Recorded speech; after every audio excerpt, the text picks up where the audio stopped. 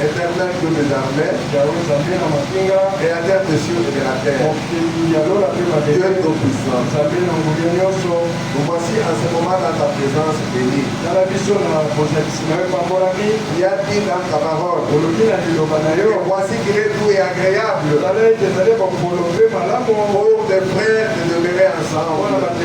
C'est là que toi tu fais descendre l'onction et la vie pour l'éternité. Seigneur de gloire, Dieu tout-puissant, nous te croyons au milieu de nous. Il y a là où deux ou trois sont assemblés de l'autre, toi qui es au milieu de nous. Et ce Père bien-aimé, commence avec nos Pères bien-aimés ce culte. Comme tu l'as fait depuis la méditation, la louange, la prédication maintenant, et que tu bénisses ton peuple pour la gloire de ton Saint-Père. Bénis ces écritures que nous allons lire. Nous pour ce jour, que ce soit toi seul parlant ton Père. Dans les notes, Seigneur Jésus-Christ, nous avons prié. Amen. Amen. Que Dieu vous bénisse. Lévitique 25, verset 10 jusqu'à 13. Nous lisons. Et vous sanctifierez la 50e année.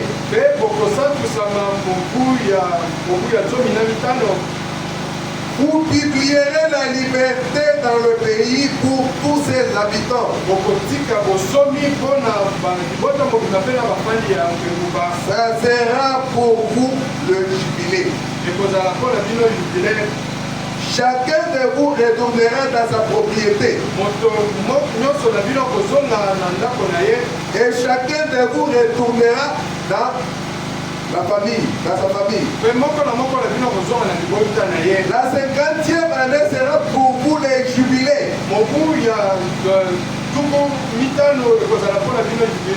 Vous ne sèmerez point. Vous ne moissonnerez point ce que les champs produiront d'eux-mêmes. Et vous ne vendagerez point la vigne non taillée.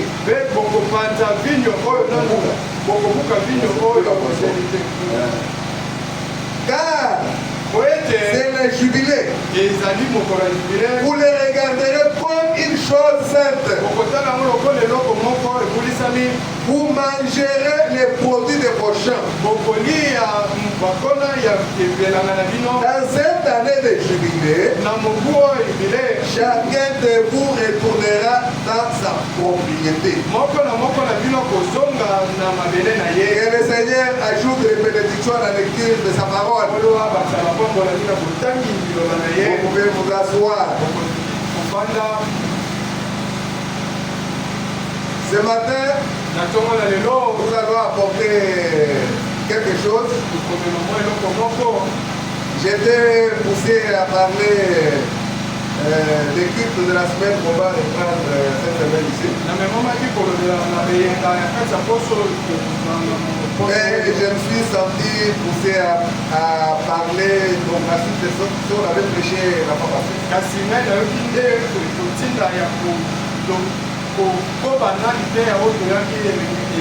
Parce que la fois passée nous avons parlé de la possession légale.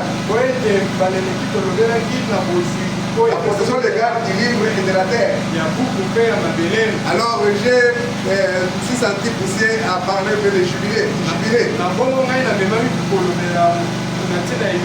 Parce que quand Jean a vu que le livre n'était pas, personne n'était pas dit, il a commencé à pleurer.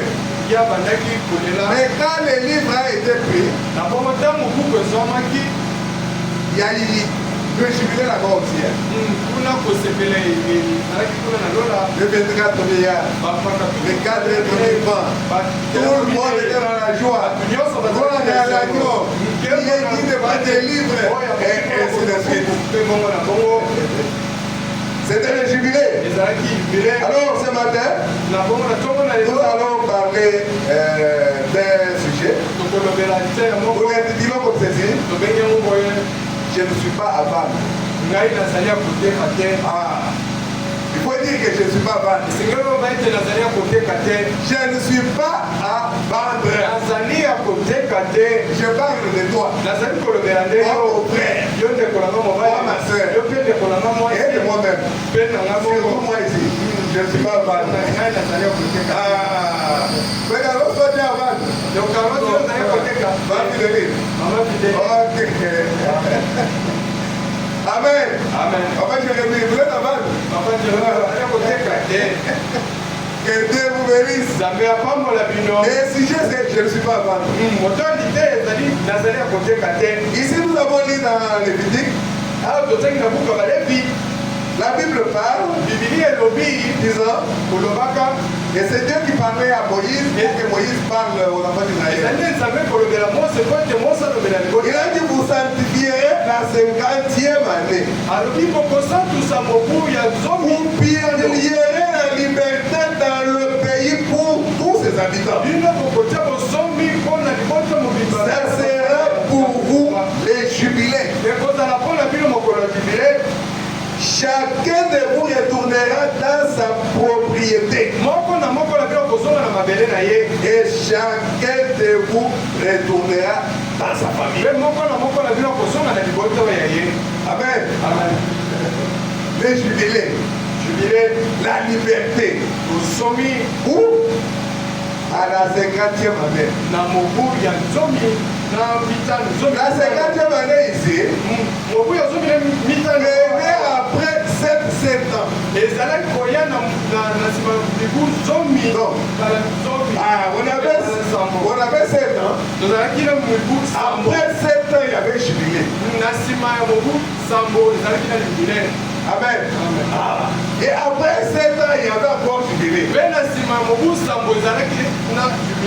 la 50e année, ce jubilé-là, c'était ce qu'on appelait la sainte convocation. Amen. Parce que la sainte convocation, c'est le 8e jour. Alors, quand on a le premier 7 ans, et puis le 7e 7 ans, le 3e 7 ans, jusqu'au 7e 7 ans, ça faisait 49 ans. Alors, la 50e année, c'était le retour au commencement. Bon, là, c'est le pas de notre sujet. Ici, nous parlons de je ne suis pas à vendre. Mais disons quelque chose dans la Bible. Dans Exode 21. Aujourd'hui, on va plus c'est pas 10 minutes. 10 minutes, c'est pas. Je vais récupérer mes 10 minutes. Au lieu d'aller à 12h10, je vais terminer à 12h10. Que Dieu vous bénisse. Amen. Amen. Prenons Exode chapitre 21. Nous allons lire depuis le premier verset jusqu'au 6e verset.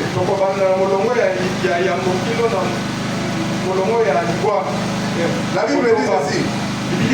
Voici les lois que tu leur présenteras. Si tu achètes un esclave hébreu, donc, mais toi tu ne vas pas vendre. Parce que la rédemption est venue. On ne peut plus encore m'acheter. Je ne suis pas à vendre. Si tu achètes un esclave hébreu, il servira 6 années. Mais la 7e, il sortira libre sans rien payer. Donc, à la 7e année, il y avait les jubilés. Mais là où on a vu dans le Lévitique, on nous a parlé de la 50e année. C'est après 7 sabbats. Là, c'est la sainte convocation. Mais ici on dit,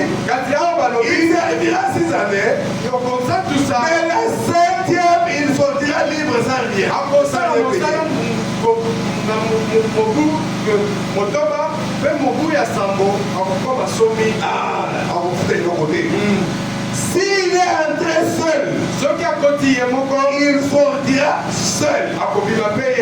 S'il avait une femme, sa femme sortira avec lui. Si son maître, c'est lui qui lui avait donné une femme, et qu'il avait eu des fils et des filles, la femme et ses enfants seront à son maître. Il sortira seul.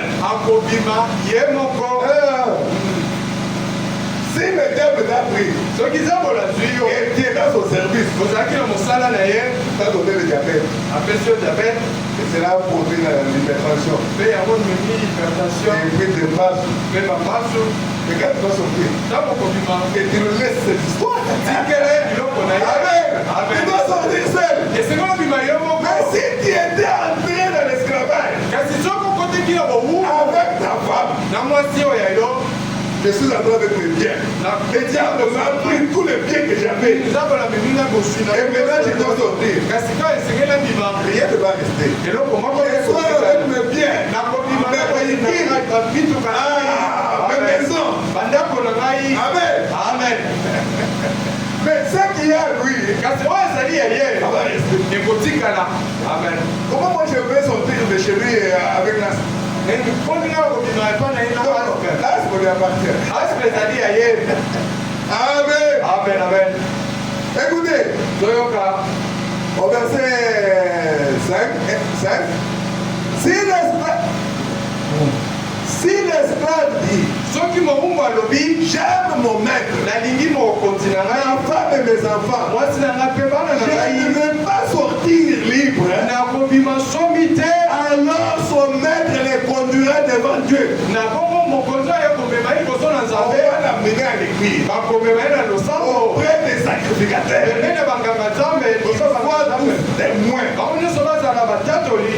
Que la trompette du jubilé a sonné.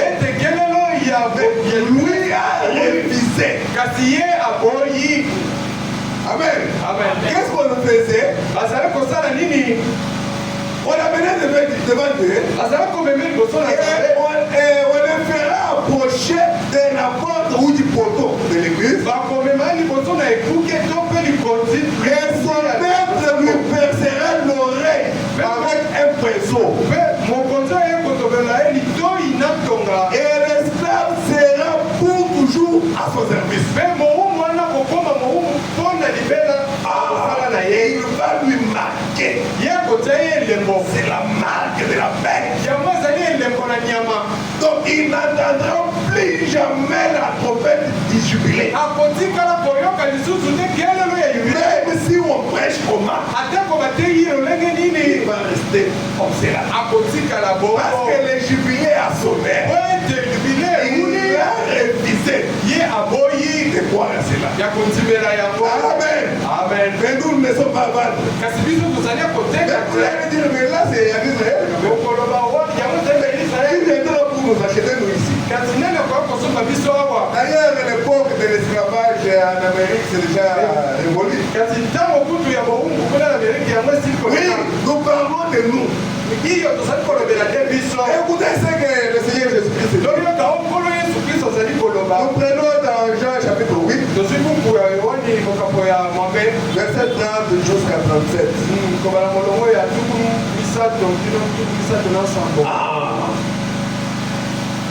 Comme Jésus parlait ainsi, plusieurs crient en lui. Et il dit aux Juifs qui avaient crié en lui, si vous demeurez dans ma parole, vous êtes vraiment mes disciples. Vous connaîtrez la vérité et la vérité vous affranchira. Ils lui répondirent, nous sommes la postérité d'Abraham. Nous ne fûmes jamais esclaves de personne. Comment dit-il, vous deviendrez libres? Parce qu'on peut aussi se poser la question. Mais c'est dans la jubilé qui va sonner pour les gens qu'on avait pris à l'esclavage. Quelqu'un qui s'était vendu, ou bien il avait vendu une portion de sa terre.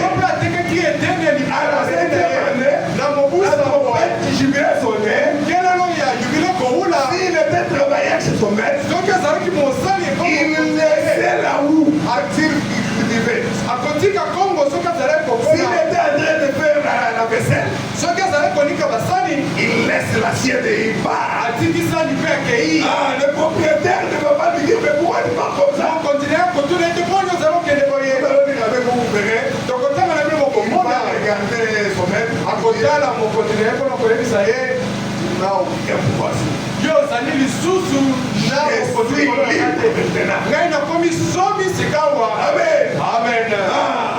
Alors écoutez, il dit, nous sommes la possédée d'Abraham, et nous n'avons jamais esclave de personne. Comment il dit vous deviendrez? En vérité, je vous l'ai dit. Pierre répliqua Jésus. Quiconque se livre au péché est esclave du péché. Et nous verrons que la parole vient. C'est pour nous délivrer du péché et nous rendre la liberté. C'est ce que Jésus leur disait. Et pensait qu'ils étaient esclaves de quelqu'un quelque part. Amen. Écoutez, l'esclave ne demeure pas toujours dans la maison et puisqu'il demeure toujours.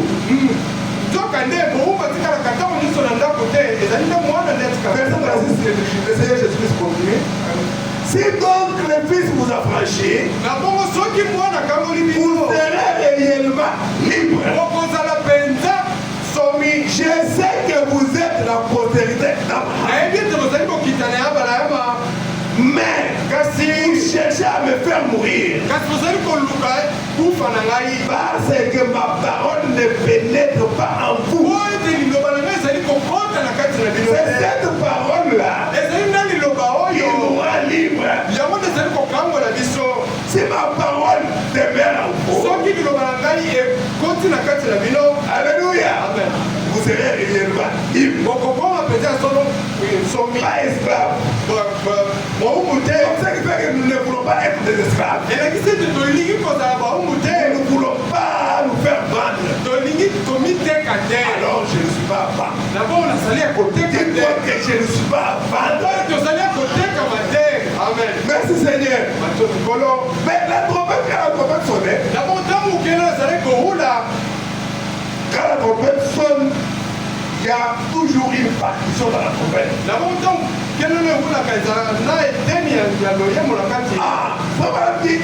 D'ailleurs, c'est dans la Bible aussi. On peut sonner la trompette pour annoncer la guerre. Préparez-vous à la guerre, préparez-vous à la guerre. Les ennemis sont en train de venir.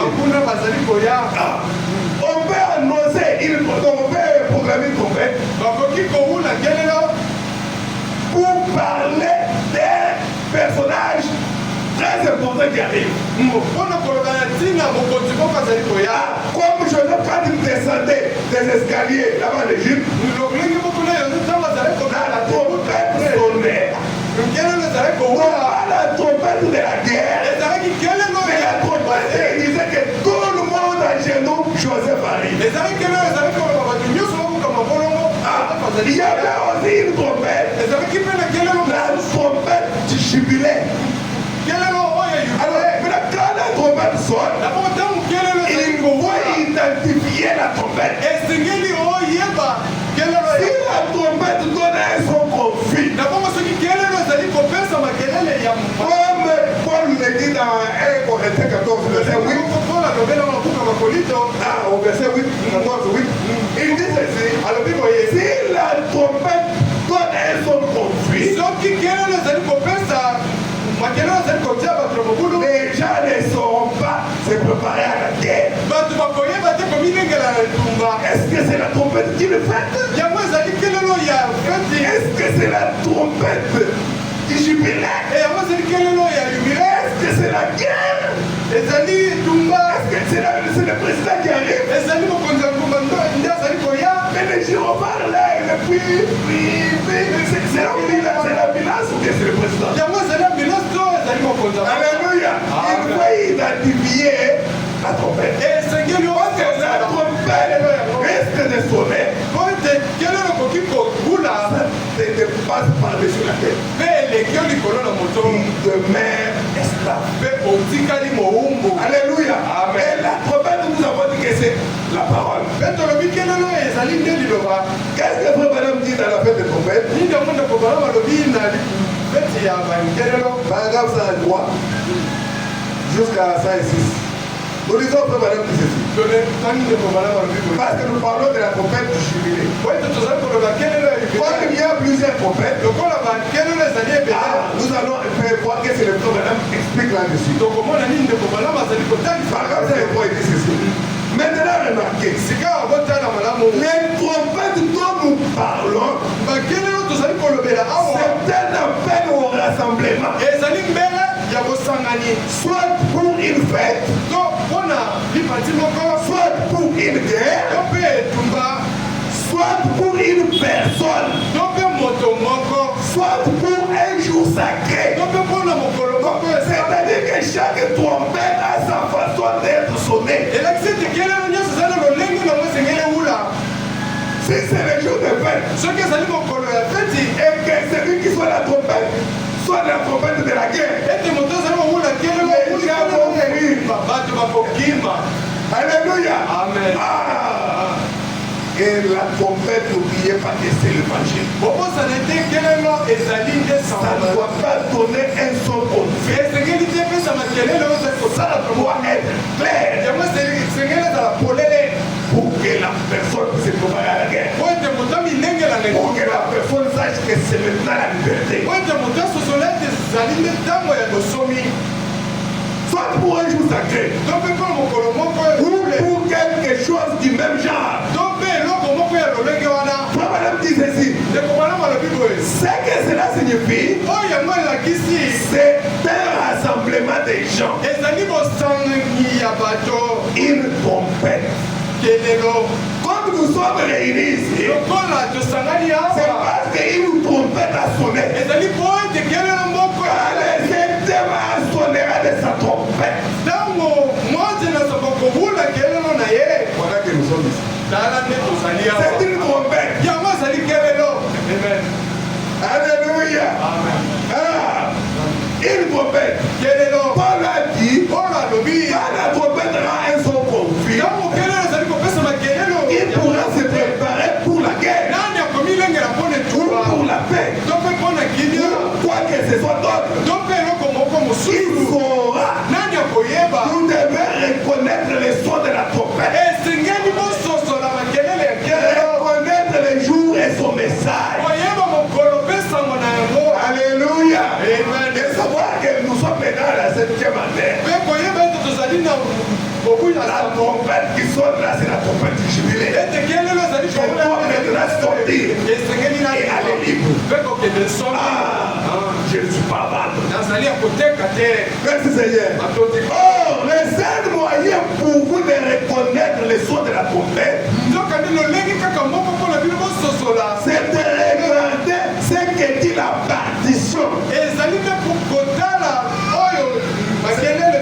C'est comme dans la musique. La musique, il y a des partitions. Quand vous commencez à chanter, comme mon frère Christian de lui, c'est un bassiste. Il se débrouille au piano. Vous voyez que quand vous commencez, il va un temps pour prendre un peu votre zone. Je ne sais pas comment on dit. Et puis, le piano vient après. Moi, je l'ai toujours dit, nous, on n'a pas besoin de ça. Toi, on commence notre mais son là, et puis quand tu vas t'attendre avec la chanson là, c'est autre chose.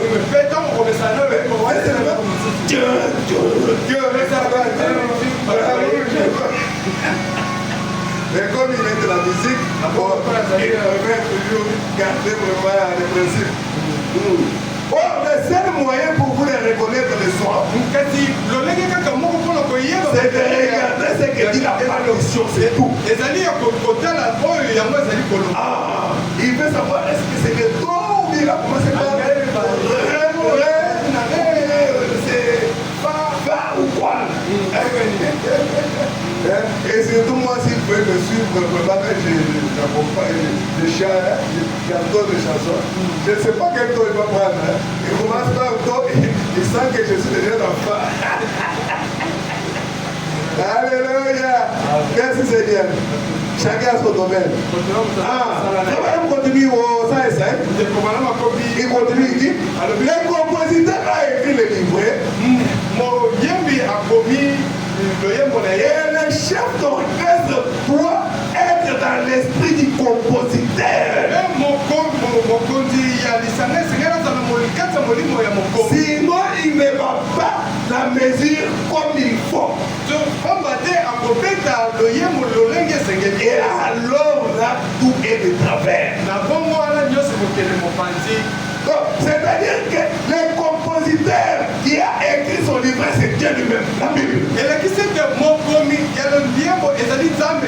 chefs d'orchestre, ils sont des prédicateurs, dans l'esprit du compositeur. Sinon les choses vont aller de travers. Il va commencer à nous faire sortir des histoires. Des histoires qui ont une technique.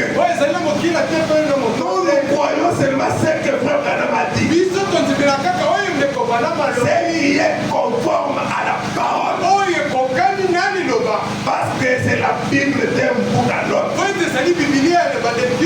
Frère Branham dit, si tu lis la Bible et que tu ne vois pas Jésus, recommence ta lecture. Parce que depuis la Genèse, jusqu'à l'Apocalypse, il ne s'agit que du Seigneur Jésus. Dans ce master, avant que la Bible avait parlé, en Genèse, c'est toujours lui.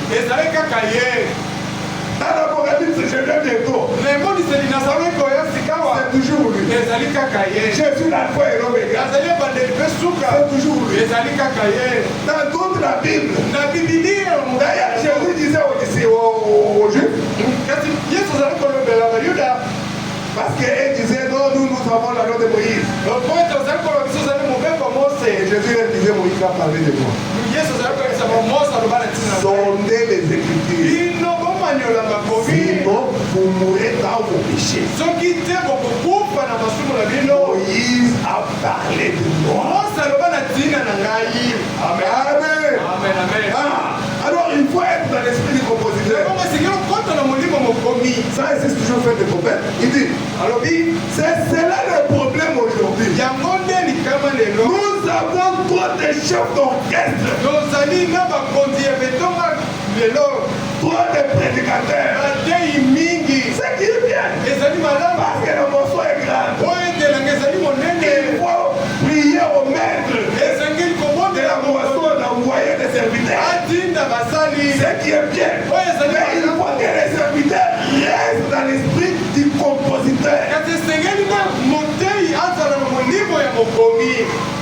C'est le problème aujourd'hui. Nous avons trois des chefs d'orchestre qui ne sont pas dans l'esprit du compositeur. Peu importe ce que vous dites, c'est la Bible qui a raison. Montez, descendez. Dites tout ce que tu peux dire. Après, on va terminer. Nous allons te dire, montre-nous où est-ce que le prophète en a dit. Et quand tu montres, il faut que cette écriture rencontre cette écriture. Parce que les écritures ne se combattent jamais. Ou alors il y a mal placé l'écriture. Amen. Amen. Vous dites raison. Amen. Amen.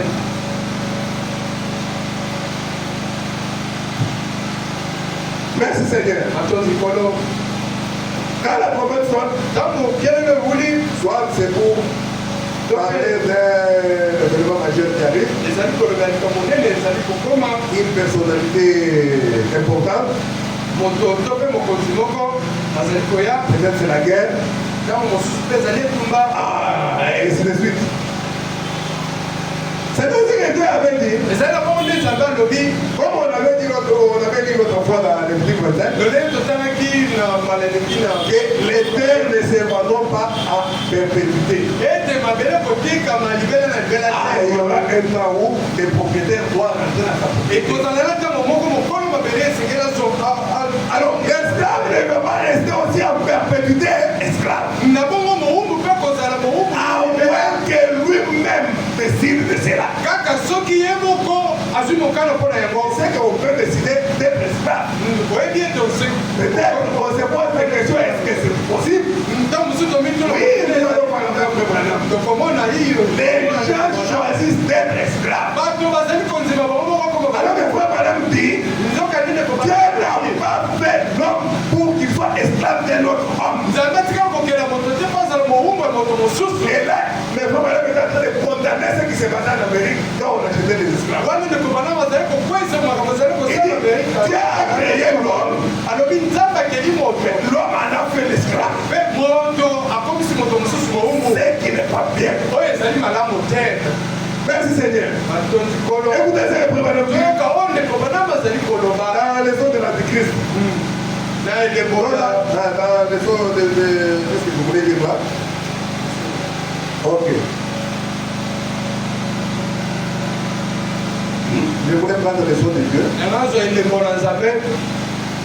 Au paragraphe 136. Jusqu'à 140. Ça va dire ceci. Écoutez attentivement. Écoutez attentivement. Ah, là, il faut être attentif. Écoutez attentivement. Ensuite, je vais directement à mon sujet. Regardez.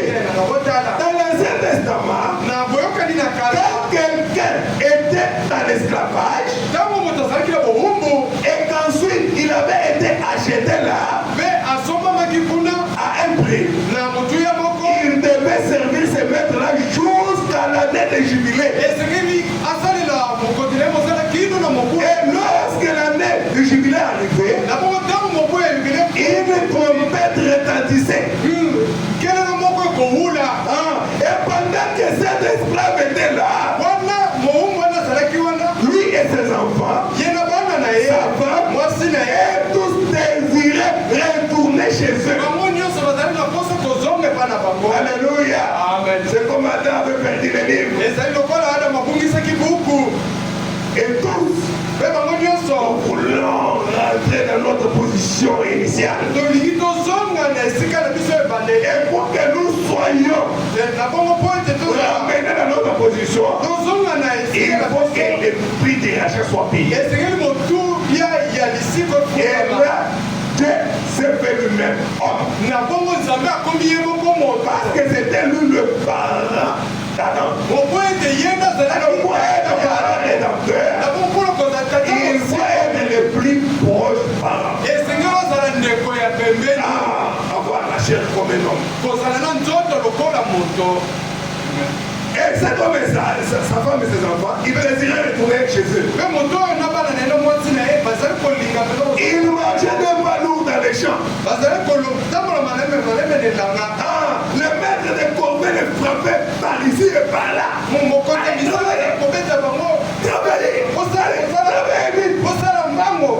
Et ils étaient là en train de travailler. Mais vous savez, quand vous travaillez avec des chicots, vous êtes là, fatigué. Ah, moi cette histoire. Ça me déjà 4 heures. Ah, laisse-moi encore. C'est comme ça qu'ils travaillaient. On va dire, à avec les balles lourdes. Ils étaient vraiment empesés là. Alléluia. Amen. Mais, alors quand les sacrificateurs du jubilé passaient, son âme est la trompette, et ces sacrificateurs sonnaient de la trompette. Et que cet homme attendait cette trompette là, il avait le droit de laisser tomber Saoul. Il avait le droit de laisser tomber la roue.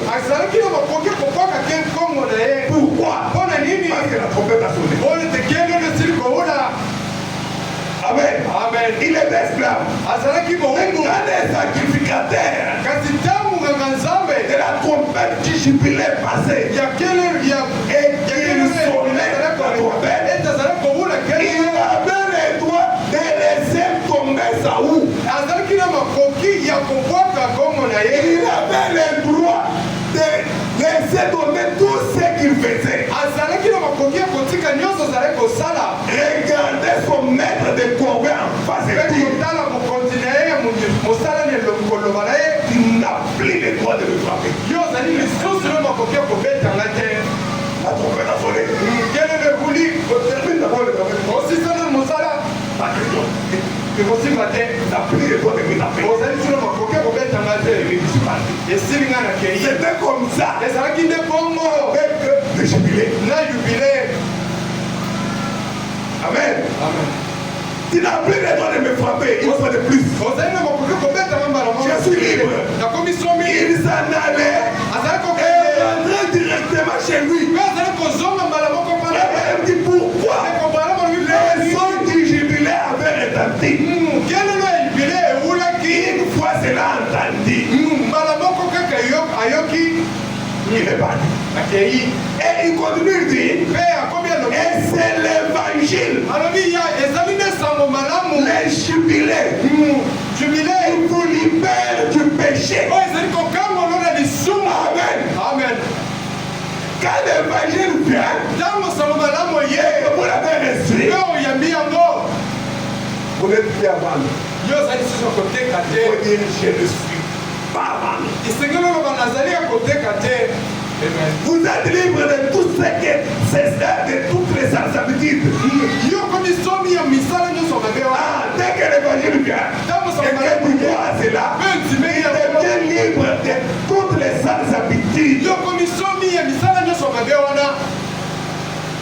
Et des choses que le monde a produites au nom de la religion.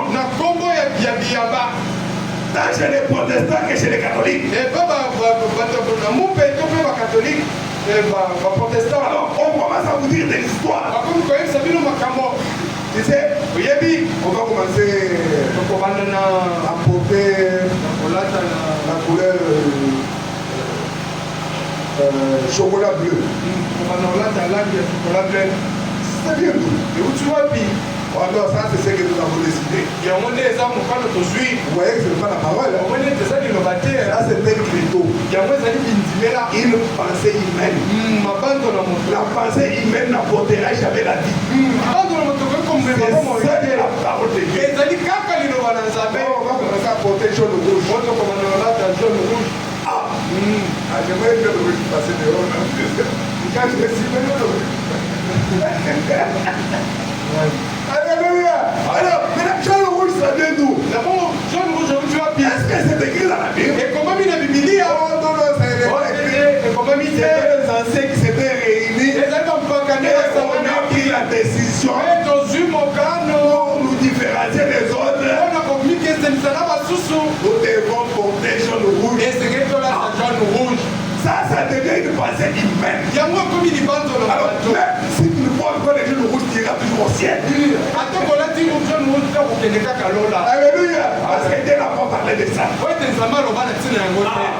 Dieu a tout simplement dit par exemple que la femme ne coupe pas tes cheveux. Quand nous disons faire, ne coupez pas vos cheveux.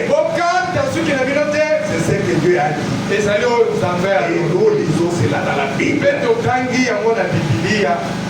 La femme ne doit pas porter l'habillement d'homme. Ce n'est pas une pensée humaine. On la voit dans la Bible. Une femme qui a un habillement d'homme est une abomination à l'Éternel. C'est comme ça.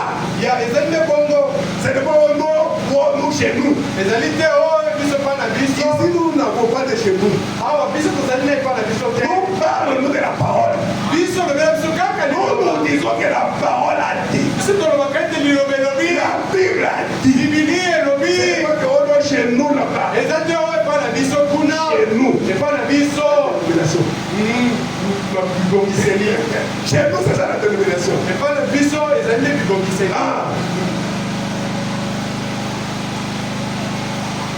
Et c'est l'évangile qui doit les jubiler. Ils vous rend libre de toutes ces saintes habitudes. Des choses que le monde a produites au nom de la religion. Tant chez les protestants que chez les catholiques et sous le pouvoir de la marque de la paix. C'est vrai. Quand l'évangile vient, vous êtes libre. Amen. Vous ne faites que ce que l'évangile a dit. C'est que la parole a dit. Vous n'êtes pas obligé. Alléluia. Amen. Quand la parole est prêchée, vous n'êtes pas obligé. Quand la trompette du jubilé sonne, la personne peut refuser de partir. Nous avons lu avec vous dans la Bible. Quelqu'un peut dire, moi j'aime mon maître. Et la Bible dit qu'on l'amène à l'église et on va trouver son oreille. Ainsi, il est resté esclave pour toute sa vie. D'autres trompettes de jubilé venaient. Il n'entendra plus rien. Je ne suis pas avant. Alléluia. Amen. Vous n'êtes pas obligé. Mais alors, si cet homme refusait d'accepter cela, parce que pour de l'évangile, vous parlez de la trompette du jubilé. S'il refusait d'accepter cela, alors on amenait cet homme de là au poteau de l'autel de l'église. Et on mettait une marque sur lui. On lui trouvait l'oreille. C'est ça que nous avons dit dans la Bible. C'est ça que Frère Branham est en train de dire. On lui trouvait l'oreille. Et il restait serviteur de ce maître-là tant qu'il était en vie. Lui a accepté de vendir. Mais moi je ne suis pas vendu. Toi tu n'es pas vendu. Il faut dire que moi je ne suis pas vendu. Alléluia. Amen. Écoutez, et si vous refusez d'accepter la lumière de l'évangile, si vous refusez d'accepter la lumière de l'évangile, qu'est-ce qui arrive? Merci Seigneur. Quand l'évangile est apporté, dans une prédication sous la présence du Saint-Esprit, par la Bible, vous pouvez sceller vous-même votre destinée éternelle. Votre destinée éternelle. C'est vous-même qui allez prendre la décision de votre destinée éternelle. Vous n'êtes pas obligé d'accepter. Peut-être que vous entendez cela pour votre propre condamnation. Personne ne dira à Dieu que je n'avais pas entendu. Alléluia. Et nous prêchons pour les enfants de Dieu. La même eau qui avait tué les gens du temps de Noé. C'est la même eau qui a fait surnager le bateau de de Noé était sur les eaux. Alléluia. Amen. Il n'était pas submergé. Ils étaient au-dessus. La même eau. C'est la même parole. Qui condamne les uns. C'est cette même parole. Sauve les autres. Amen. Amen. Vous allez vous-même décider de votre destinée. Personne ne dira que moi, on m'a amené dans cette direction ici. C'est ton choix. Il avait choisi qu'on t'amène comme chacun va faire son choix. Merci Seigneur. Mais vous savez quand on devient libre, c'est comme le prophète dit ici. La personne regarde son maître et dit, la plus de bonne éducation.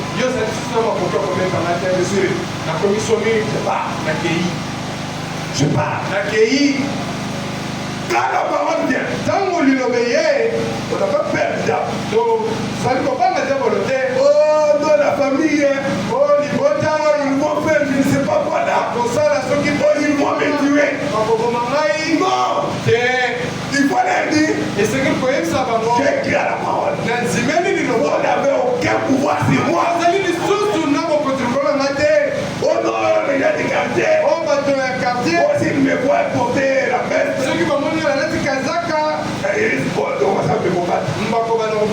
il sait que tu ne connais pas ta position. Il y a un fils de Dieu. Alléluia. Amen. Je vais nommer les jours. Madame devait aller avec les enfants à la ville de Marielle. Alors mon fils n'a pas porté la veste, oui, il devait sortir là.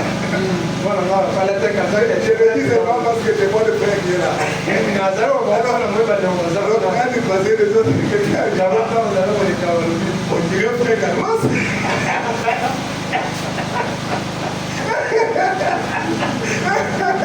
Vous avez très bien. On dirait frère Carlos. Ah, vous voyez, quand vous faites quelque chose, il y a plus quelqu'un qui t'observe. Fais attention parce que tu influences quelqu'un. Alléluia. Amen. Il dit, remarquez. Les sons de l'Antichrist, paragraphe 37. La prédication, les sons de l'Antichrist, paragraphe 37 jusqu'à 39. Et puis on sort au point à l'arrivée. Quand la personne devient libre, il n'a plus peur. Il n'a plus peur. Écoutez, cet homme n'avait pas peur. Il travaillait sous la direction d'un maître de corvée. Et alors, lorsque la dernière année du jubilé arrivait, quand les sacrificateurs faisaient alors sonner les trompettes, ce qu'il faisait, même s'il était en train de repasser les habits pour son maître,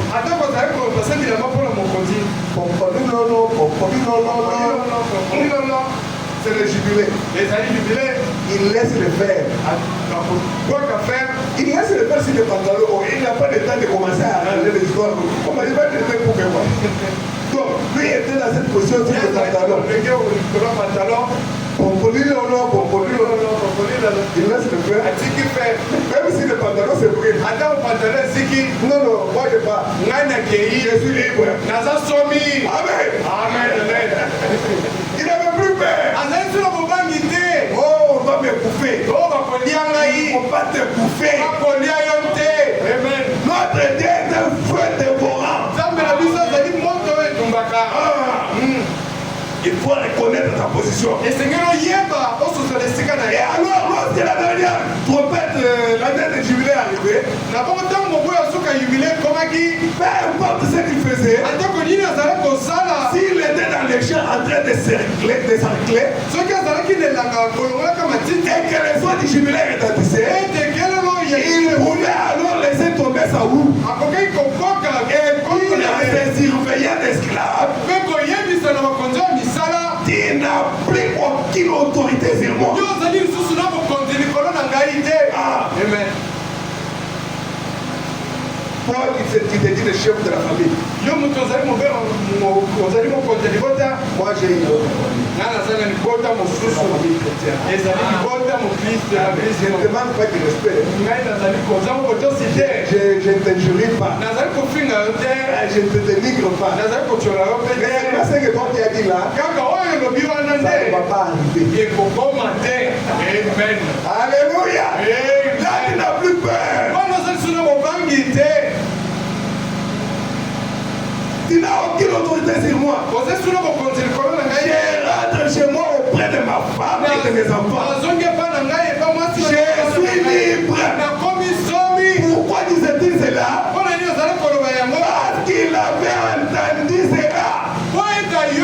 La voix vient de ce qu'on entend. De ce qu'on entend de la parole de Dieu.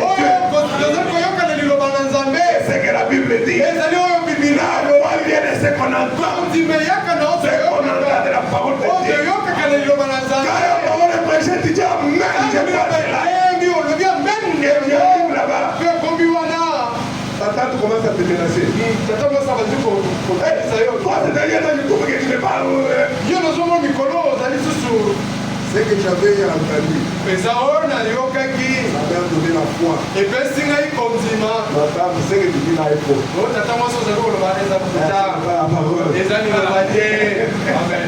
C'est pas la parole. D'ailleurs, je me dis pour écouter la parole. Pourquoi tu mets l'histoire de la famille comme ça?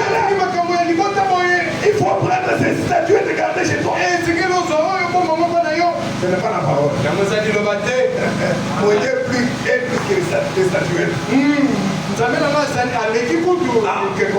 La foi vient de ce qu'on entend. Tout aussi sûr que les statistiques sont de la jubilé. Tout aussi sûr que retentissait le son du jubilé, il savait qu'il était un homme libre.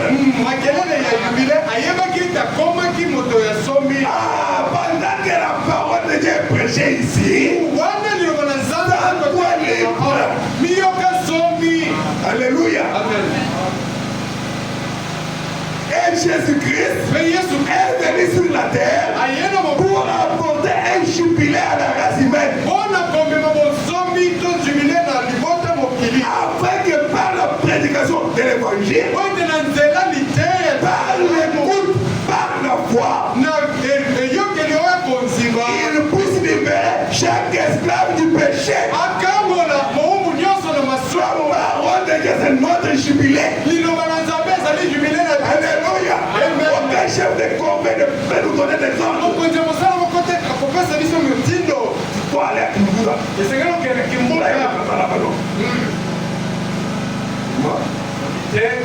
Le jubilé a sonné. J'ai entendu le son de la trompette. Je ne peux plus aller là-bas. Ça n'a plus vraiment en esclavage. Moi, je suis libre. Amen. Amen. Merci Seigneur. Eh bien, vous dites, je suis libre. Et vous continuez à vous fâcher. Vous dites, vous êtes libre. Mais vous continuez à vous fâcher.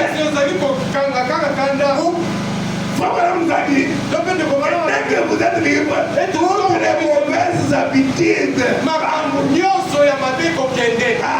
Ici vous dites que vous êtes libre. Et vous continuez à vous fâcher. Vous continuez à haïr. Mais c'est là que ta femme va te prendre.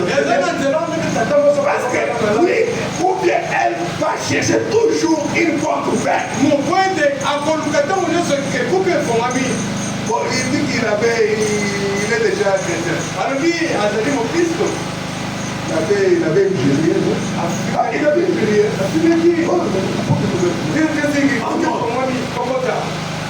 Ne laissons pas l'occasion au diable. Vous dites que vous êtes libre. Vous continuez à vous fâcher. vous continuez à haïr votre voisin. Vous les haïssez. Vous ne vous parlez pas. Et vous êtes affranchis. Et vous êtes affranchis avec ça. J'ai dit sans hésiter. J'ai dit sans hésiter. Frère, il nous faut une autre petite gorgée. Oh, vous dites, je suis membre d'église pentecôtiste. Ça n'a rien à voir avec la chose. Ça n'a rien à voir avec la chose. Oh, je suis membre de l'église presbytérienne. D'ailleurs, moi je prie chez les gens de réveil. On ne parle pas de ça. Nous parlons de la personne changée. Dans laquelle il y a la parole. La personne qui est totalement libre. Cela n'a rien à voir. À moins que vous soyez né de nouveau. Et une fois que vous naissez, le même esprit qui était dans le Seigneur Jésus-Christ entre en vous et vous vivez la vie du Seigneur Jésus-Christ. Une fois que vous êtes changé et que vous êtes né de nouveau, le même esprit qui était dans le Seigneur Jésus-Christ entre en vous et vous vivez la vie du Seigneur Jésus-Christ. C'est ainsi que là-bas à Antioche, là-bas à Antioche, il y a l'acte de l'apôtre. Quand les gens ont vu des disciples, ils vendent la vie comme Jésus-Christ. La Bible dit que c'est là qu'on a appelé les disciples pour la première fois des chrétiens. Ça dit que la vie de Christ était en eux. Si la vie de Christ est en nous, nous vivons comme Jésus-Christ. On ne haït personne. Amen. Il dit ceci. Remarquez, à la moment du jubilé, l'homme lui a laissé comme Saoul et retourner chez lui. S'il le voulait, ça dépend de toi. Mais nous, nous pensons que ce n'est pas la parole. Papa me dit, s'il le voulait, c'est ce que la Bible nous a dit. Parce que si les reprises on avait le temps, on trouve sur l'oreille. Mais, s'il ne voulait pas, eh bien, qu'est-ce qui s'est passé? On devait alors l'amener chez les juges. Et les juges l'amenaient au poteau. On lui tirait l'oreille. On la mettait contre le poteau. Et on la trouait avec un poinçon. Et dès lors, jamais. C'est un signe qu'il ne pouvait plus jamais entendre ces jubilés. Quand la trompette sonne et que vous n'acceptez pas cela, on va tout simplement. Maintenant, on ne va pas t'amener au temple pour courir. Ça devient maintenant une marque spirituelle. La marque de la paix. Ce n'est pas invisible. Le signe dans la main, le signe sur le front. Et frère madame dit, sur le front, c'est ça la foi. La personne croit dans ses créneaux. Sur la main, il passe à l'acte de porter ce credo-là. C'est ça le signe sur le front et sur la main. Quand tu commences à pratiquer cela, c'est ça le signe de la marque de la bête sur la main. Ce ne sont pas des signes qu'on va mettre dans le frère de Shalom. Comme les autres passent. Non, non. Alors, c'est fini pour cette personne-là. Peu importe combien de jubilés il pouvait connaître, il ne pouvait plus le faire. Car il était marqué et il a rejeté cela.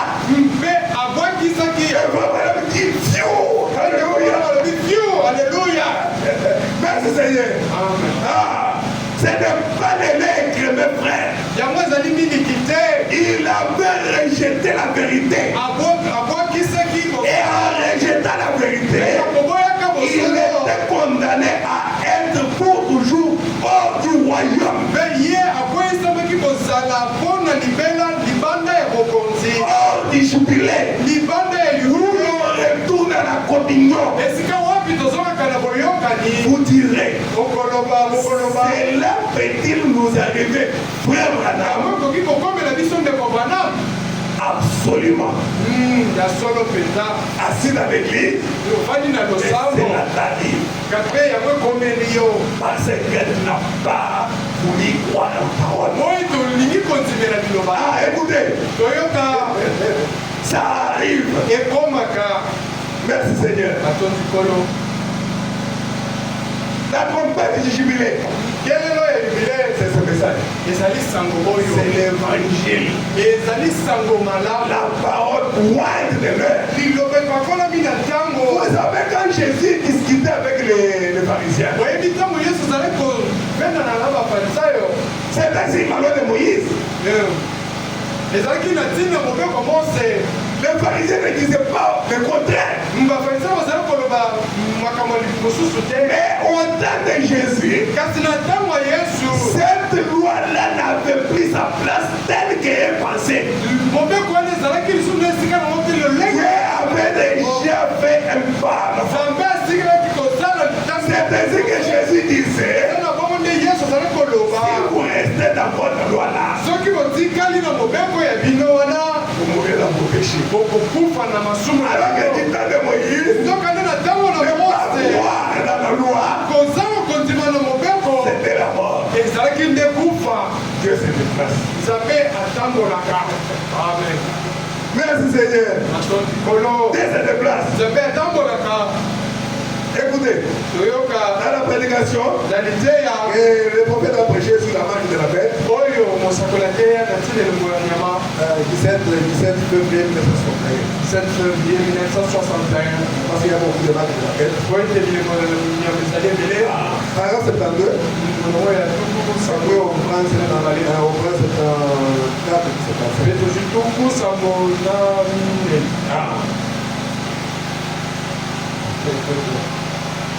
Madame, confirme ce qu'il venait de dire ici. Juste au milieu là, marque de la bête. S'il était dans un champ, il était à battre avec la houe. Et que quelqu'un était là à les fouetter. Et il entendait. Qu'est-ce qu'il attendait? La trompette de l'évangile annonçant de bonnes nouvelles. Pierre allait d'être fouetté par les diables. Par des mensonges. Par des injures. Par la haine. Par l'égoïsme. Beaucoup d'histoires toujours en toi là. C'est le diable qui te prend donc à l'esclavage. Pendant ce temps, qui écoute la trompette de l'évangile annonçant des bonnes nouvelles. Il jette cette roue par terre. Il laisse tout ce qui est du monde.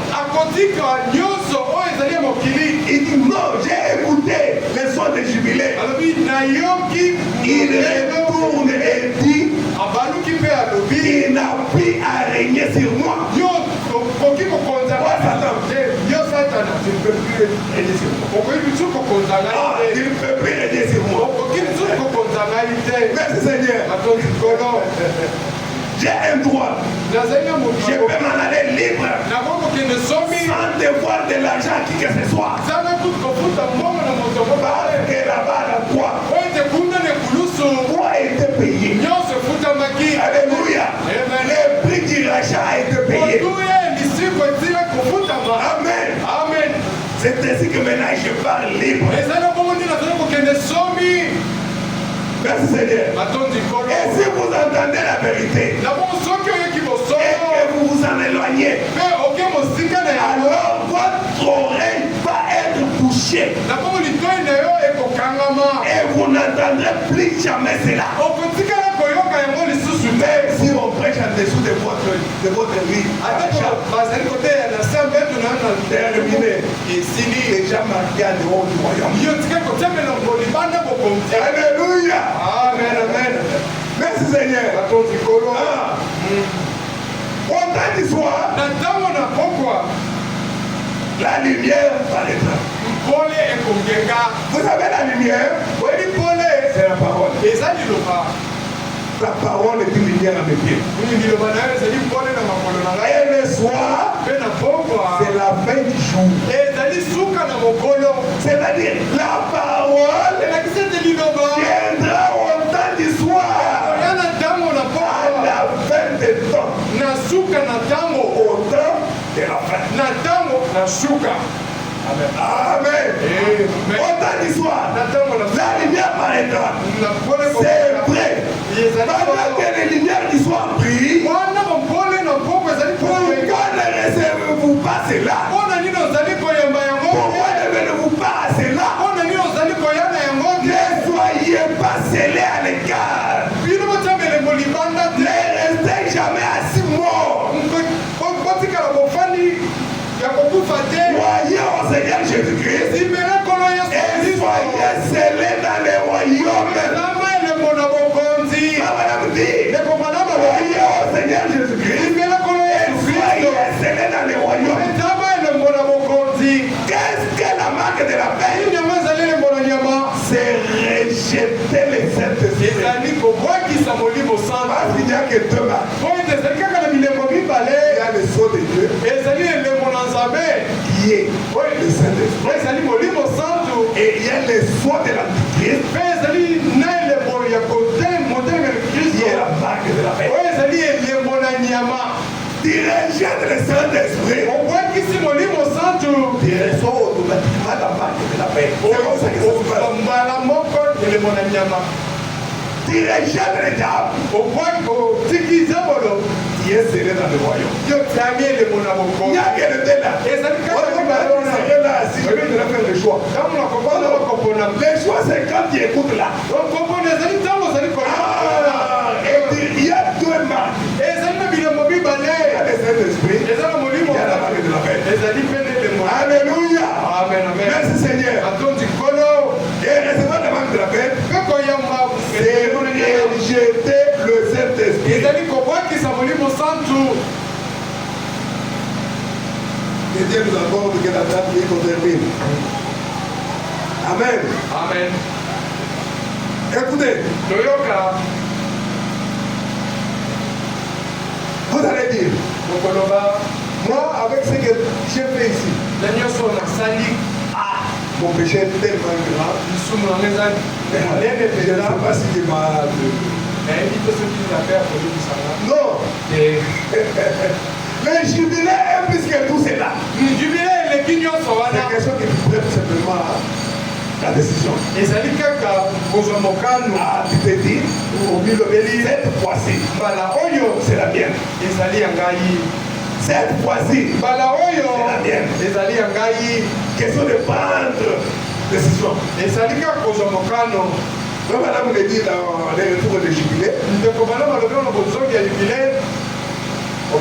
un meilleur. Il faut dire que moi je suis un fils de Dieu. Je me suis retrouvé par hasard dans le monde. ngai na mimoni na Dans les histoires du monde. na makambo ya mokili J'ai fait des choses que je ne pouvais pas faire. asali makambo moyo esengeli nasala Est-ce que vous pensez que l'apôtre Paul yo ozali kokanisa mpenza toma polo pouvait être l'apôtre des nations akoka kozala mpenza toma avec tout ce qu'il avait fait? na moso asalaki Et quand même il avait croisé Jésus-Christ sur la route de Damas, ata kokutana yesu kristo na nzela sous la forme de la grande colonne de feu, na lolenge ya la grande lumière qui est apparue devant lui. mpole monene epimelaki ye Il allait à Damas pour arrêter les chrétiens et les tuer. akendeki na damasi mpona kokanga bakristo mpe koboma bango Bon, toi, tu as déjà tué combien? yo se koboma Même si tu as déjà tué 2, 3 ou 4, même toi, tu tuais des chrétiens. kasi mpona azalaki koboma nde bakristo Étienne a été tué en présence de Paul. chrétien abomamaki liboso na paul Alléluia. Paul était parmi les gens qui ont lapidé Étienne. mpona azali moko napaki etienne mabanga na Mais Dieu bibilia a pris Paul, kasi nzambe azwi paulo avec de lui son apôtre, mpe akomisi ye ntoma na ye l'apôtre des nations.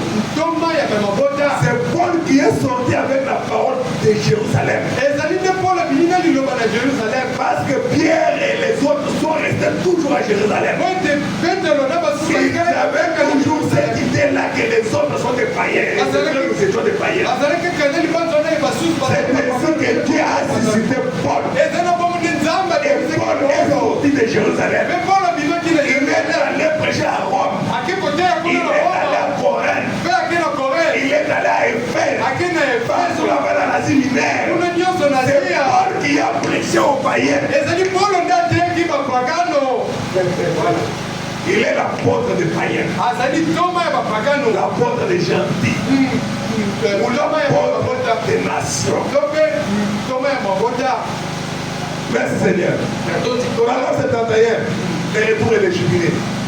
Les soins de la trompette. Oui, monsieur. makele na kelelo hiyo Retournez kozonga pour les disperser. bozonga bino bapanzani Retournez. bozonga Quand la parole est prêchée, ntango liloba retournez à eyebi ta position. zonga na esika na yo Mais si vous avez vendu votre héritage, yango soki oteki libula na si yo vous avez tout vendu soki oteki et nyonso que vous avez fait ete osali des choses, makambo que dis-je? nazali koloba nini Retournez. bozonga Quel que soit ton problème, atako likambo nini oza nango retourne. zonga amen Si vous vous êtes joué à un certain culte qui essaye de vous garder loin de la communion fraternelle avec les autres frères, soki okoti na biyamba moko ezali kokabolana na bandeko mosusu abandonnez cette chose-là. tundola eloko yango C'est les jubilés. ezali nde jubile Amen. amen Je me sens religieux. nazali komiyoka molimo Amen. Vous m'avez dit, je me sens nazali religieux. komiyoka na molimo C'est que ça entre. elektrike ezali kokota Ah, je me sens religieux. nazali komiyoka molimo Retournez. ozonga Retournez.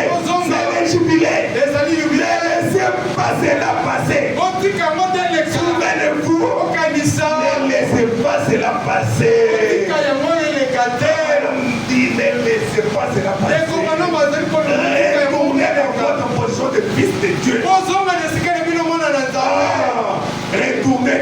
zonga Merci Seigneur. bato mikolo C'est une grâce yango ezali mpenza ngolu que de recevoir le message. ya koyamba sango Les choses makambo que les sages et les intelligents, bato na bwanya mpe na mayele Dieu les a cachés cela. nzambe akombeli Mais aux enfants, kasi na bana il les révèle. atalisi ya bango Peut-être que vous irez quelque part à cette heure ici. ntango mosusu kokende esika moko na ntango C'est toujours. ezali kaka Donc là, pour passer le panier qui était passé là, eleki les frères n'ont pas beaucoup donné. Hein. bandeko mibali bapesaki mingi te Pour les sœurs, beaucoup. Donc, aujourd'hui, nous allons voir qui vont beaucoup donner. lelo tokomona banani bakopesa mingi Il faut s'aimer dans le Seigneur. esengeli okona na kolo S'aimer. Il faut s'aimer. Bon, frère, fais passer le. Bon, nous disons ceci. biso tozali kokoboye Mettez les corbeilles là-bas. otia kitunga wana Bon, ici, c'est seulement ceux qui ont $1000. awa ezalaki akola bato ya Qui $1000 veut avoir $1000 nana kokoza $1000 à l'église? yango nde losambo Mais les jubilés, les gens ne connaissent pas bien les jubilés. ye bato bayebi te ete jubile ezali Ils n'entendent même pas ça. Quand vous demandez, est-ce que tu connais le jubilé de la parole? Non, mais c'est quand quelqu'un fête ses 50 ans. On appelle ça jubilé. Alléluia. Mais nous croyons à ceci. Les choses et les anciens, vous les connaître. Même si un jour, il arrivait que la parole est prêchée, et que vous ne prenez pas toujours position, vous allez passer la ligne de la démarcation. C'est-à-dire que vous entendrez cette parole pour la dernière fois. Peut-être pour vous appeler à gloire et à changer. Alléluia. Amen. Les gens du temps de Noé, la porte de l'arche était restée ouverte. Les aventuriers pouvaient aller entrer. C'est resté pendant 7 jours. Mais quand la porte s'est refermée, c'était fini. Même si tu perds comment, même si tu commences à faire déjà la manguengue, la porte ne va plus s'ouvrir. C'est à un temps où il a perdu la personne pour la dernière fois. Et ensuite il ferme la porte. Donc tu vas commencer toujours à venir à l'église. Oui, tu vas à l'église, tu donnes des dons et tout ça. Mais la nouvelle naissance déjà fermée pour toi. C'est qu'à ce moment-là, tu as reçu la marque de la bête. Ne pensez pas qu'avoir la marque de la bête, c'est être un mauvais monsieur. C'est quelqu'un qui vient à l'église. C'est un frère.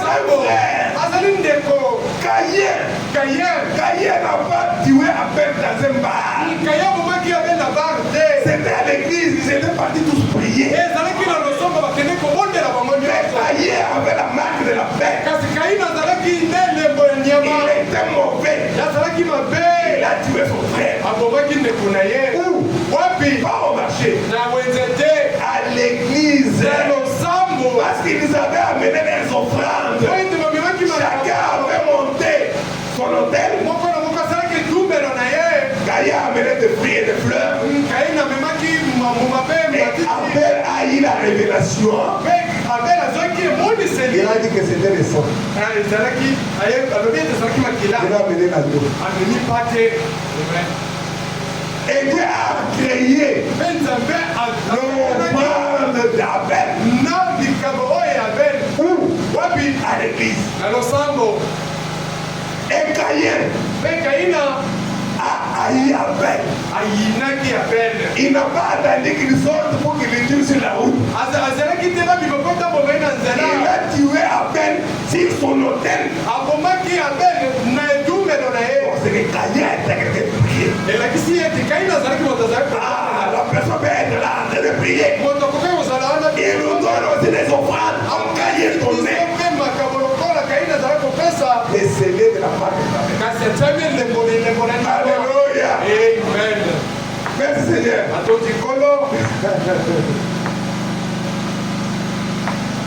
Alléluia, alléluia. Amen, amen, amen. Nous allons un peu sauter pour le je vais prendre seulement 3 exemples. Les histoires que le frère Branham nous a racontées. Des histoires vraies. Parce que nous parlons du jubilé. On va terminer même par là. J'ai sauté l'histoire de la bête des consorts. Il me reste 15 minutes. Je vais terminer là.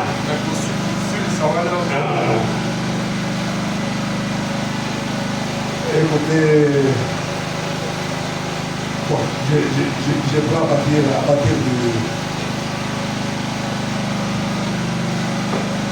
D'abord, le choix de l'épouse. Surtout un peu beaucoup d'histoire. C'est-à-dire, un jour,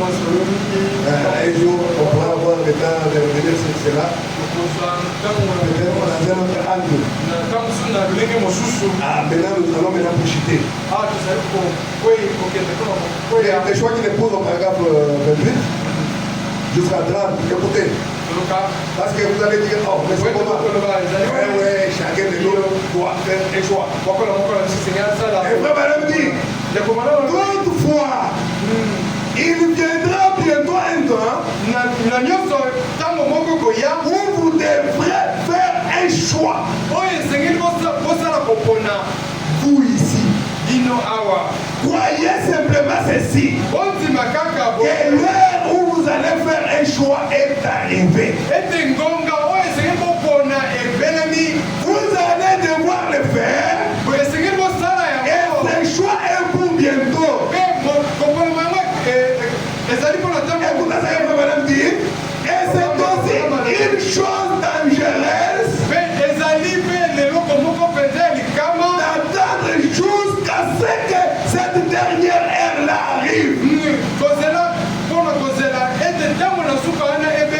Car vous pourriez accepter quelque chose dont vous ne pourrez plus jamais vous débarrasser. Déjà marqué. En dehors des royaumes. Vous savez, il y a un temps où vous pouvez être averti. Ensuite, si vous franchissez cette ligne d'avertissement, vous êtes alors déjà marqué de l'autre côté. Marqué au feu rouge. On prend le fer rouge là.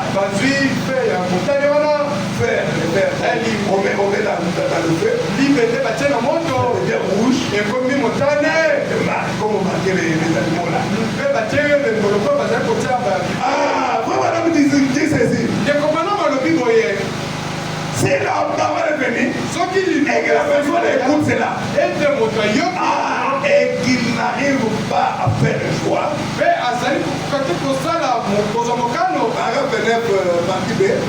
il avait entendu la trompette, mais il n'a pas pu voulu l'écouter. Bien de voir des hommes et des femmes entendre la vérité de Dieu et la voix confirmée et pour même comme étant vrai, mais ils ne veulent cependant pas l'accepter. C'est qu'il a prêché là, c'est vrai. Est-ce que tu peux prendre la parole? Je suis le roi apostolique. On ne parle pas de ça. Vous allez parler de la parole. Vous allez parler de l'Iloba. Le roi apostolique, c'est notre dénomination. Le roi apostolique, c'est un peu plus compliqué. Oh non, moi je ne suis pas dépoliste. Ça n'a rien à voir. Tu dois faire ta propre expérience. Et c'est comme ça, l'expérience de ta mère. Merci Seigneur. Beaucoup de gens, ils nous voient cela. Être mauvais, mais ils ne veulent pas accepter. Il y a une raison. Ils font plutôt un autre choix. Il faut plutôt au lieu de faire face à la vérité et aux réalités. Par conséquent, leurs oreilles peuvent être rendues sourdes à l'évangile.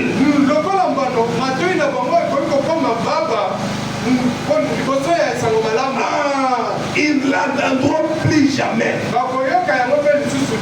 Voici mon conseil. Voici mon conseil. Quand Dieu parle à votre cœur, agissez immédiatement. Amen. Agissez immédiatement. Merci Seigneur.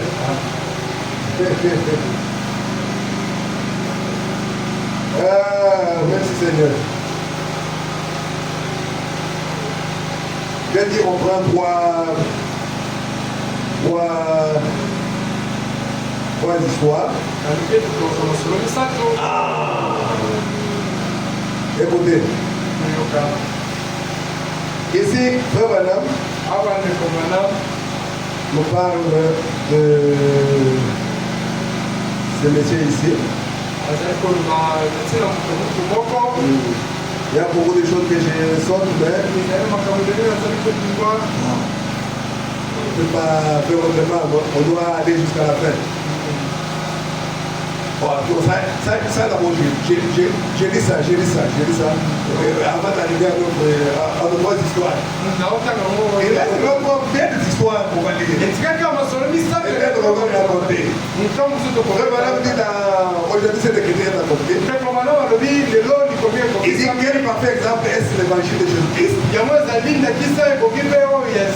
Lorsqu'il est prêché, c'est un temps de grâce, un temps de jubilé pour le monde.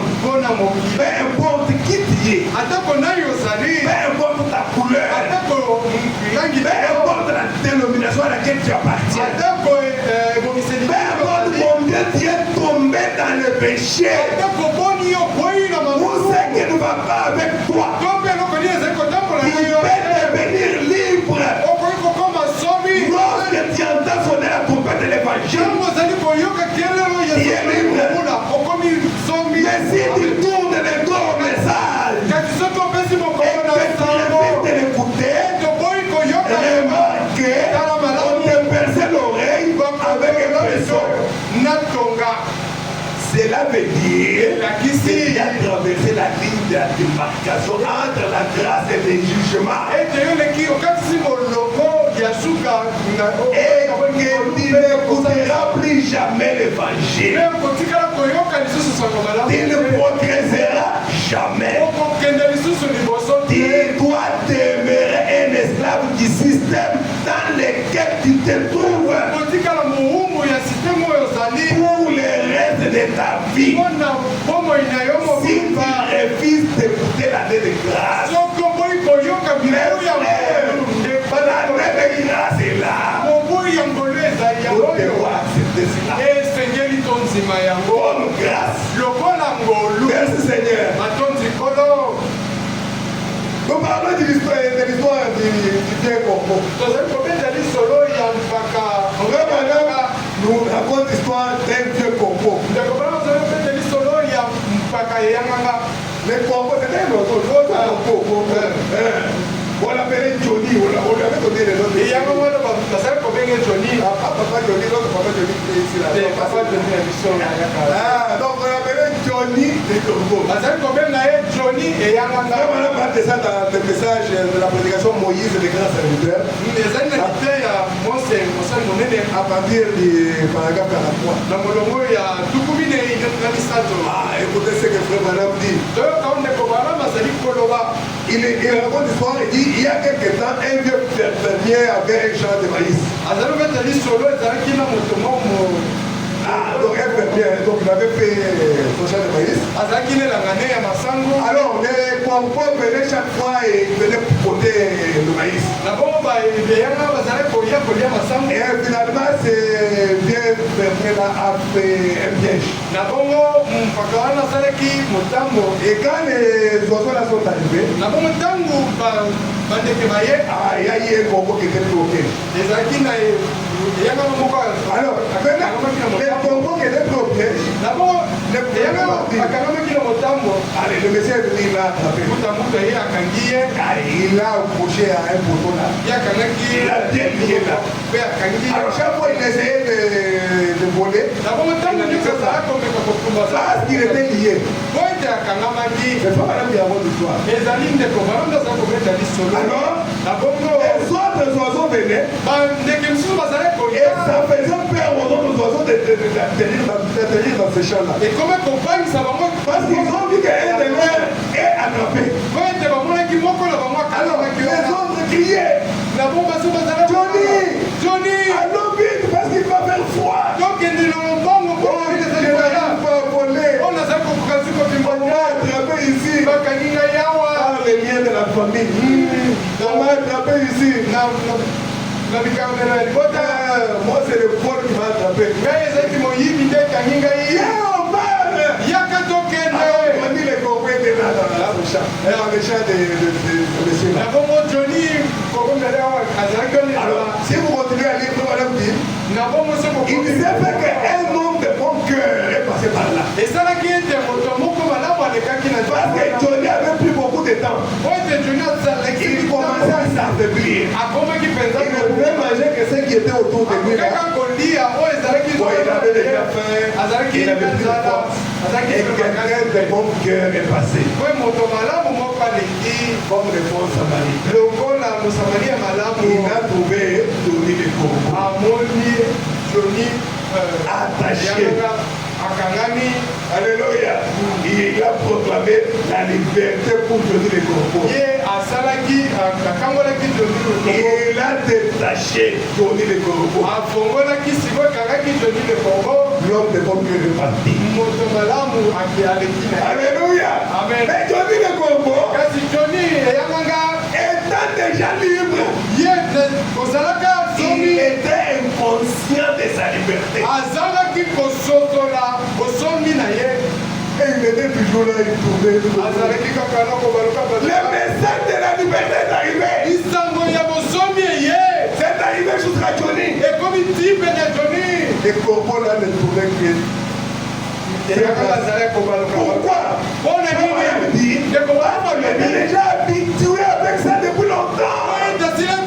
Et il pensait qu'il était toujours lié. Aujourd'hui, je te dis qu'il n'est plus lié. Prends la voie, le pas. Alléluia. Amen. Il est libre. Merci Seigneur. Prenons encore une autre histoire. Frère Madame nous raconte. Il dit ceci. Ce qui est arrivé à Johnny le corbeau. Programme 47 de Madame dit séparer ce soir pour les hommes et les femmes. Ils ne connaissent pas les positions à Jésus-Christ. Le diable peut vous avoir lié avec la tuberculose. Il peut vous avoir lié avec les cancers. Il peut vous avoir lié avec plusieurs choses. Mais Christ, l'homme de bien, annulera votre jugement. Et il vous a libéré. Johnny le corbeau, tu es libre. Il faut proclamer ta liberté. Sinon, on va trouver l'oreille. Et tu vas rester pour toujours esclave. Et l'autre histoire, c'est Madame Nouman. C'est dans la prédication des instructions de Gabriel à Daniel.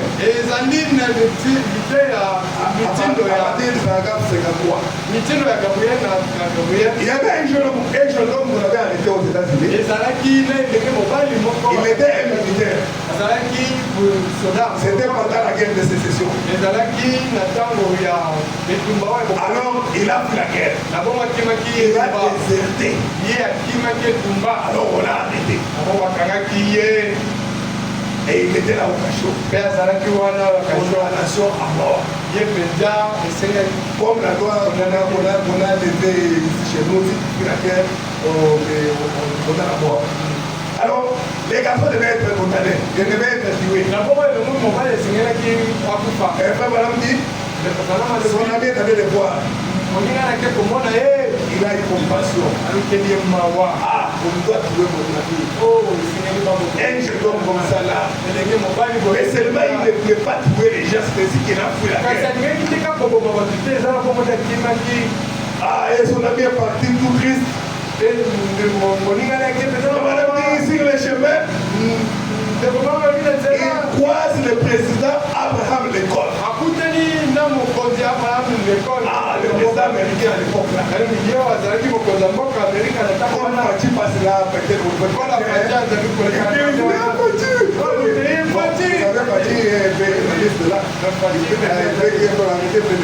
C'est quoi? Côté salon moto azali. Ah, tu fais ça? Fatia sala. Il peut s'arrêter, c'est Dieu, il va venir nous arrêter d'abord. Alors, le monsieur a dit, le président Abraham Lincoln, il a dit au président, j'ai un ami qui est en prison. Mais au nom de Fusilier, est-ce que tu ne peux pas signer une grâce présidentielle? Frère Madame dit, Abraham Lincoln n'était pas au bureau. Il a pris un papier simple. Un simple prédicateur. Il n'a même pas fait la théologie. Il a pris tout simplement un papier. Il a écrit tel gracier. Et son ami a pris le papier. Il a couru vers la prison. Il dit mon ami, quelle nouvelle grâce. Quelle nouvelle grâce. Le président va gracier. On va tout les tuer. Il y a du monde un peu. Allez, regarde. Un papier qui n'a même pas ta tête. C'est un papier de la présidence. Il n'y a même pas de sceau. Il n'y a pas de cachet. Je sais que tu es venu te moquer de moi. Toi, j'ai des problèmes, laisse-moi. Non, c'est le président Abraham Lincoln. Alléluia. Et l'homme n'a pas voulu. Il a dit non, Dieu a raconté des histoires. Le président ne peut pas signer sur un papier comme ça. Et les jours suivants, on l'a tué.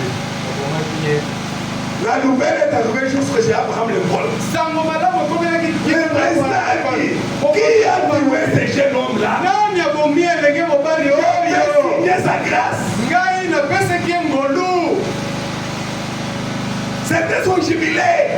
Il était libre. Il a tué. On a convoqué les gens. On a expliqué.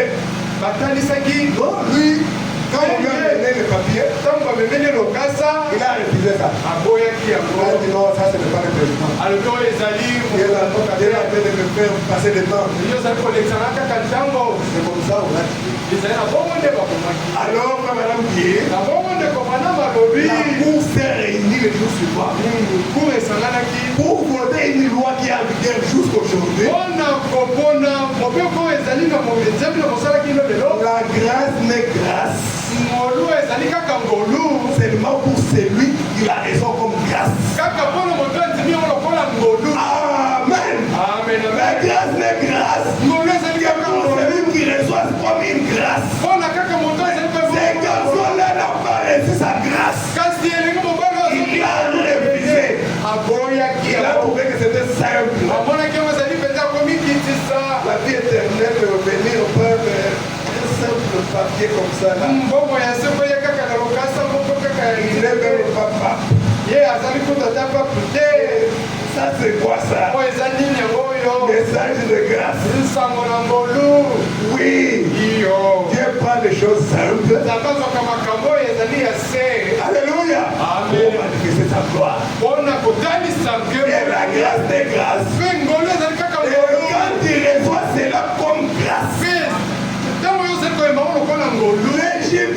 Jubilé. Quand il accepte de sortir de l'esclavage. Sinon on va te trouver toujours l'oreille. Mais pourquoi on a trouvé l'oreille alors qu'il y avait les sons de jubilé? Il a écouté la trompette du jubilé. Il a c'est ainsi que nous avons trouvé l'oreille. Jamais il ne sortira de cela. On termine avec la troisième histoire. La troisième histoire, C'est l'histoire d'un jeune homme. On avait pris un esclavage là-bas à l'Amérique. C'est à l'époque de la traite des Noirs. C'est là que nous avons tiré notre sujet. Je ne suis pas à part. Alléluia. Amen. Là, on va dire. On va dire. Écoutez. Écoutez ce que Papa nous dit. La prédication montre nous le Père. C'est la dernière citation. Je sais qu'il fait déjà chaud. Écoutez, par là, c'est la définitive. Quel genre de personne devrions-nous être? C'est là, mais en fait, une histoire. Il n'y a pas longtemps dans le sud, on achetait des esclaves, des gens de couleur. Les boys, les Hollandais, les amenaient et les vendaient. Et on les vendait ici en Amérique comme esclaves. Écoutez ce que madame dit. Ce n'est pas correct. Tel qu'il vendait les noirs là, madame dit ce n'est pas correct. Les hommes n'ont jamais été faits pour dominer les uns sur les autres. Nous avons un seul Dieu. La couleur de la peau d'un homme n'a rien à voir avec son âme. Ce n'est pas parce qu'ils sont noirs que leur âme est différente de notre âme. Il dit ce n'est pas correct. Nous sommes tous issus d'un seul sang. Un homme de la race jaune peut donner son sang par transfusion à un noir. Et de même un noir peut donner son sang à un blanc. En train de défendre les noirs. D'ailleurs, madame avait dit attendez que mon message arrive là-bas en Afrique. Ils viendront par milliers. Alléluia. Alléluia. Là, ils nous prêchaient le blanc. Ils ne voulaient pas croire à son message. Ils nous disaient que attendez que ce message qui est enregistré arrive là-bas en Afrique. Où ils n'ont pas de médecins. Ils n'ont pas d'hôpitaux. Ils viendront en masse. C'est en Afrique où le message de Dieu va être écrit. C'est à travers le monde. Mais en Afrique, ils sont venus en masse tels que le prophète l'avait dit.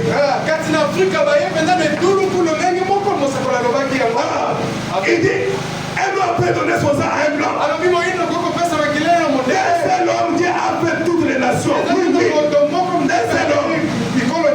Dieu a fait l'homme. L'homme a fait des esclaves. Dieu n'a pas fait un homme pour qu'il soit esclave de quelqu'un d'autre. Cela n'a jamais été correct au commencement. Il venait et les vendait comme un lot de véhicules d'occasion. Il y avait ces maisons et ces plantations du type ancien. Et les gens venaient acheter ces esclaves. Ces acheteurs venaient des courtiers pour les acheter. Écoutez bien l'histoire. Un jour, un courtier est passé par une certaine plantation. Il a dit, eh bien, combien d'esclaves avez-vous? On a dit environ 300. Il a dit, j'aimerais jeter un coup d'œil sur eux. Et il est sorti Ils étaient tristes, les esclaves là. Il les a trouvés tristes là. Ils étaient loin de chez eux. Parce qu'ils venaient de l'Afrique. Ils savaient qu'ils ne rentreraient plus jamais chez eux. Ils ne verraient plus jamais papa. Ils ne verraient plus jamais leur mère. Et leur mère ne les reverrait jamais. C'était triste. Et on les fouettait avec des fouets pour les faire travailler. Pour essayer de les pousser à faire leur travail. Mais il a remarqué là, un jeune homme, on n'avait pas besoin de le fouetter. Il avait la tête dressée. Le menton relevé. Mais esclave. Mais toujours comme ça. C'est comme ça qu'il te voit. Écoutez, il était toujours en mouvement. Et juste à la tâche. Ce courtier a dit, je vais acheter cet esclave-là. Je vais acheter cet esclave-là. Le propriétaire a dit, mais il ne veut pas vendre. Alléluia. Amen. Il ne veut pas vendre. Il veut acheter les autres. Dis toi-même que je ne suis pas vendre. Amen. Amen. Le propriétaire a dit, mais lui ne va pas vendre. Il a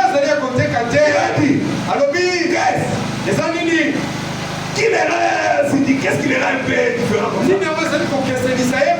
Il a dit, est-il le chef de tous les autres? Il a dit, non. C'est un esclave. Il a dit, peut-être que vous les nourrissez différemment des autres. Le propriétaire a dit non. Il mange à la cantine comme les autres esclaves. Il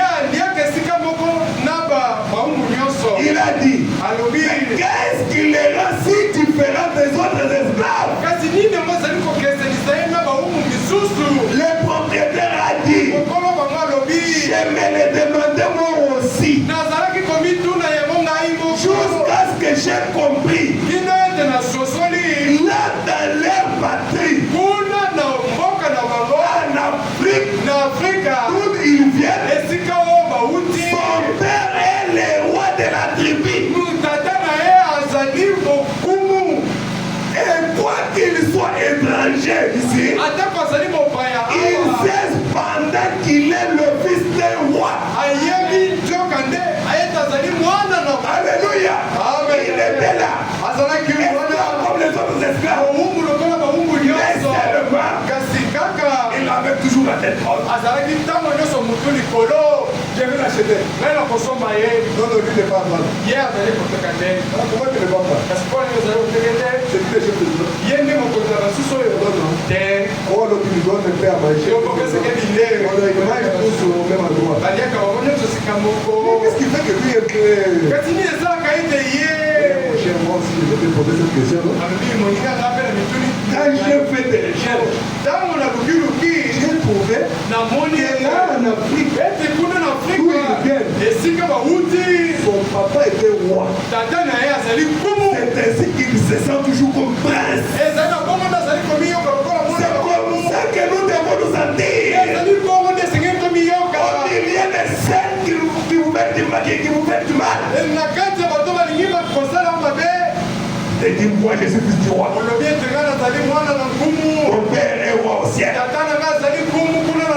Ici sur la terre va créer la difficulté.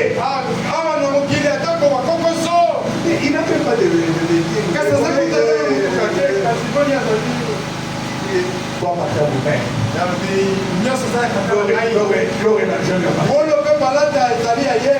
C'est ainsi qu'il est toujours dans la joie. Amen. Malgré qu'il est étranger, il sait pendant qu'il est le fils d'un roi. C'est son caractère. Il voulait se conduire comme son père. Alléluia. Alors c'est ce que nous devons être. Nous conduire comme Christ. Parce que le message de la liberté est arrivé. L'évangile de grâce. Le message de l'air. Qui nous donne la liberté. Qui nous révèle notre position. Nous disons que nous sommes des enfants de Dieu. Des fils et des filles de Dieu. Gloire à Dieu. Cela ne vous fait pas la joie. Répétez que je ne suis pas à vendre. Sinon on va vous vendre. Dites, je ne suis pas à vendre. Alléluia. Et on est là pour vous parce qu'on ne peut pas vous vendre. Alléluia. Répétez, Dieu vous bénisse. Dieu vous bénisse. On n'a pas à vendre. Et vous, que je suis fils du roi. Je suis fille du roi. Je suis une princesse. Quelles que soient les difficultés, ce message de grâce, l'évangile de Jésus-Christ, c'est celle qui nous amène la grâce. Et j'accepte cela comme grâce. Alors que notre frère Samuel s'avance, on a donné un cantique. Nous allons vous soumettre debout. Chanter comme des vivants. Comme des gens libres. Là où il y a la grâce, là où il y a les jubilés, il y a la joie. Comme ce garçon là-bas en Amérique, il était là, sachant qu'il ne pouvait plus voir son père, il ne pouvait plus voir sa mère, ses frères et ses soeurs, mais il se sentait toujours dans la forme de frère. Il était toujours joyeux. Alléluia. Que le Seigneur vous bénisse.